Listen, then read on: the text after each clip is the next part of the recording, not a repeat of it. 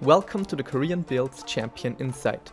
The patch is 7.13 and our featured champion is Corki. Corki has received a couple of buffs in patch 7.12, making him one of the most played champions in the mid lane one patch later. He can now cast spells while mid-air, and his basic attacks deal even more magic damage than before. Corki's main strength lies in his late game scaling, thanks to his magic damage, critical strikes and long-ranged ultimate. Another reason for his popularity is his deadly map mobility with the package. As a starting item, Doran's shield lets Corki trade well in the early laning, giving him much more health sustain than Doran's ring users. On his first time back, he wants to pick up a Sheen to sustain his mana costs.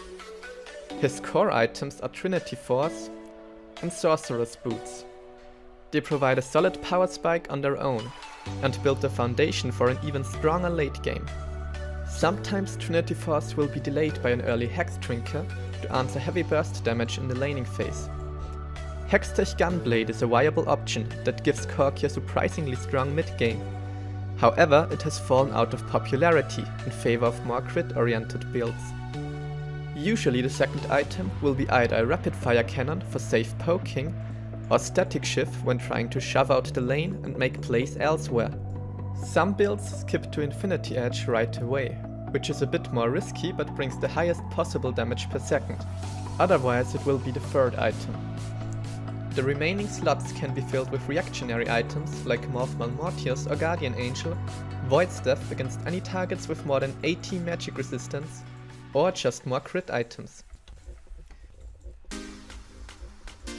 Corki works quite well against most burst mages thanks to Hex Trinker.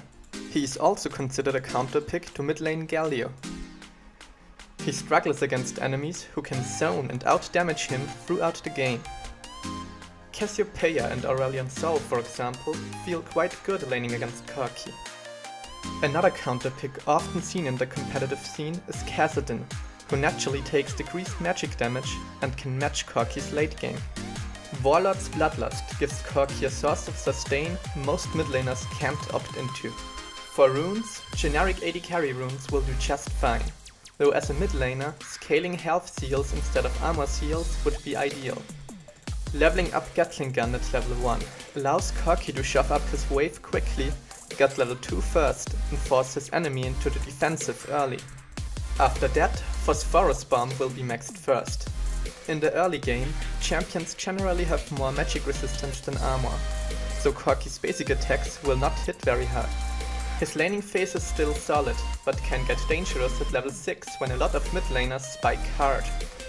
The first time the package is ready, it often won't be very impactful, so don't try to force anything stupid. In the mid game, Corki thrives in small skirmishes where he can whittle down the enemy frontline. On his own, he has to know his limits while his damage is still scaling. With 3 items completed and rank 2 on his ultimate, Corki starts to outscale most mid laners. His readily available rockets and basic attacks can easily outdamage spells that have shorter range and longer cooldowns. Every time the package spawns, it gives him the opportunity to go for objectives or force fights with his team. Every third missile barrage shot will deal double damage and have a bigger explosion. Often it's worth it to waste 2 rockets on a minion wave just to get the big one ready. Remember to space out your abilities a little, just to proc your Sheen or Trinity Force more often.